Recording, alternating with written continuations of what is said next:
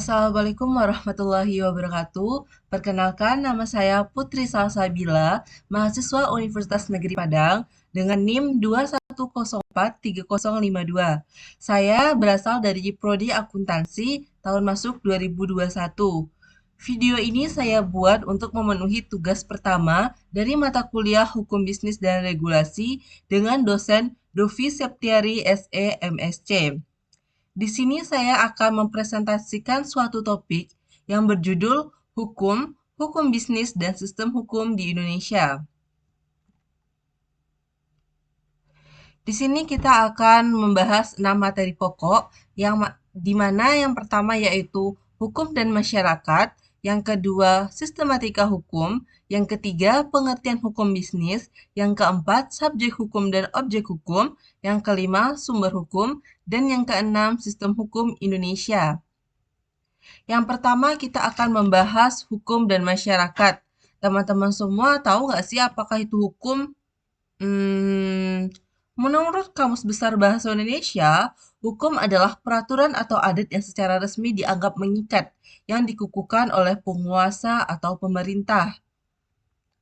Lalu, hukum meliputi yang pertama, aturan tentang tingkah laku masyarakat, yang kedua dibuat oleh yang berwajib seperti pemerintah, yang ketiga berisi perintah dan larangan, yang keempat bersifat memaksa, dan yang kelima terhadap pelanggaran ada sanksi yang tegas. Jadi buat teman-teman semua, hati-hati ya melanggar hukum.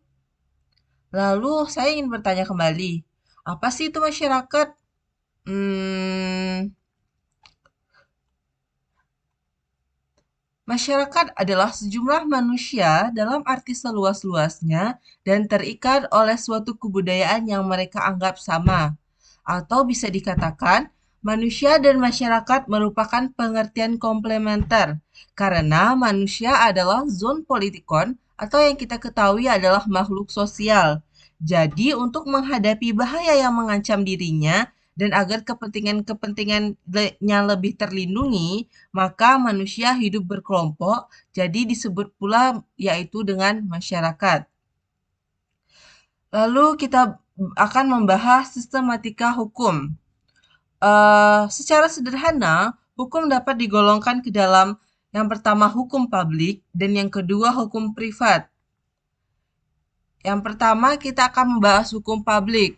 Hukum publik mencakup peraturan-peraturan hukum yang mengatur kekuasaan dan wewenang penguasa atau negara, serta mengatur hubungan antara hukum antara anggota masyarakat dan negara.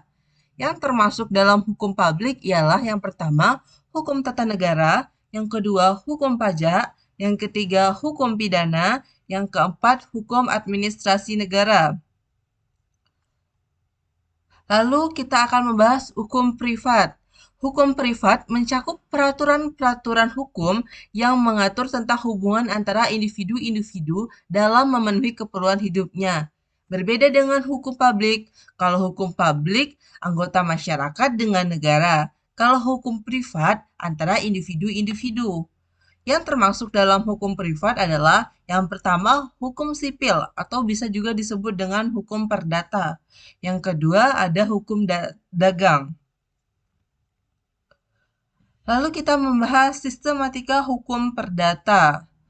Hukum perdata yang pertama yaitu ada hukum perorangan atau disebut juga dengan personal right. Yang kedua ada hukum keluarga atau disebut juga dengan family right. Yang ketiga ada hukum kekayaan atau yang disebut dengan firmogen right. Dan yang terakhir atau yang keempat ada hukum waris yang disebut dengan heirfreak.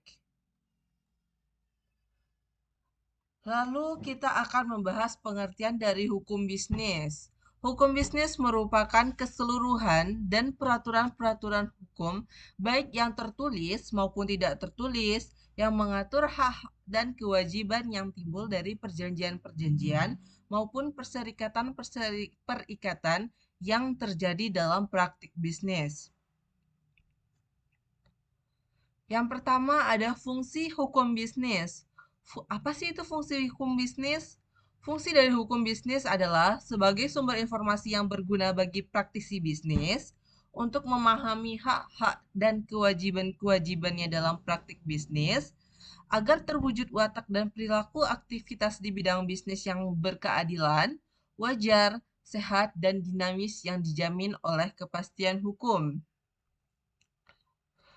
Lalu ada asas hukum bisnis. Dalam praktik bisnis yang menjadi sumber dari kontrak meliputi dua aspek pokok. Yang pertama ada aspek kontrak atau perjanjian. Perjanjian itu sendiri yang menjadi di mana yang menjadi sumber hukum utama di mana masing-masing pihak terikat untuk tunduk kepada kontrak yang telah disepakatinya. Jadi, para pebisnis itu dia tunduk oleh kontrak. Yang kedua ada asas kebebasan kontrak, di mana para pihak bebas untuk membuat dan menentukan isi dari kontrak yang mereka sepakati. Jadi itu bersifat bebas. Lalu kita akan membahas subjek hukum dan objek hukum. Yang pertama ada subjek hukum. Subjek hukum adalah suatu yang menurut hukum dapat memiliki hak dan kewajiban yang memiliki kewenangan untuk bertindak. Yang menjadi subjek hukum adalah yang pertama manusia adalah orang pribadi, yang kedua badan hukum. Lalu kita masuk kepada objek hukum. Objek hukum adalah segala sesuatu yang bisa berguna bagi subjek hukum dan dapat menjadi pokok suatu hubungan hukum yang dilakukan oleh subjek hukum. Biasanya dinamakan benda atau hak yang dapat dimiliki dan dikuasai oleh subjek hukum. Menurut pasal 503 KUH Perdata, benda dibedakan menjadi dua. Yang pertama ada benda berwujud, yaitu segala sesuatu yang dapat dilihat dan diraba oleh indera manusia. Misalnya, tanah, rumah, sepeda motor, mobil, dan lain sebagainya. Yang kedua ada benda tidak berwujud. Yang dimaksud benda tidak berwujud ialah semua hak, misalnya hak cipta, hak atas paten, hak merek, dan lain sebagainya. Adapun menurut pasal 504 KUH Perdata, benda dibedakan menjadi dua juga, yaitu yang pertama benda bergerak dan benda tidak bergerak. Lalu kita masuk kepada sumber hukum. Di sini yang pertama adalah undang-undang. Seperti yang kita ketahui, undang-undang ialah peraturan negara yang dibentuk oleh alat perlengkapan negara yang berwenang dan mengikat masyarakat. Yang kedua, kebiasaan. Yang dimaksud kebiasaan di sini yaitu perbuatan manusia mengenai hal tertentu yang dilakukan berulang-ulang dan diterima oleh masyarakat, lalu dilakukan oleh orang lain yang sedemikian rupa sehingga masyarakat beranggapan itu sudah biasa. Yang kedua ada jurisprudensi. Jurisprudensi merupakan keputusan pengadilan atau keputusan hakim terdahulu yang dijadikan pedoman dalam memutuskan perkara tersebut. Yang keempat ada traktat atau perjanjian antar negara. Ini disebut juga yaitu perjanjian yang dilakukan oleh dua negara atau bisa juga lebih. Lalu yang kelima ada perjanjian. Yang dimaksud perjanjian di sini ialah suatu peristiwa di mana dua orang atau lebih saling berjanji untuk melakukan sesuatu atau tidak melakukan perbuatan tertentu. Jadi mereka berjanji akan melakukan sesuatu atau akan tidak melakukan sesuatu tertentu. Lalu yang keenam atau yang terakhir ada doktrin. Doktrin di sini disebut doktrin di sini yang disebut adalah pendapat para sarjana hukum terkemuka yang besar pengaruhnya terhadap hakim dalam pengambilan keputusan perkara. Jadi sumber hukum ada 6, yaitu yang pertama undang-undang, yang kedua kebiasaan, yang ketiga jurisprudensi, yang keempat traktat, yang kelima perjanjian, dan yang terakhir adalah doktrin. Lalu kita bahas tentang sistem hukum Indonesia. Apa sih itu sistem hukum?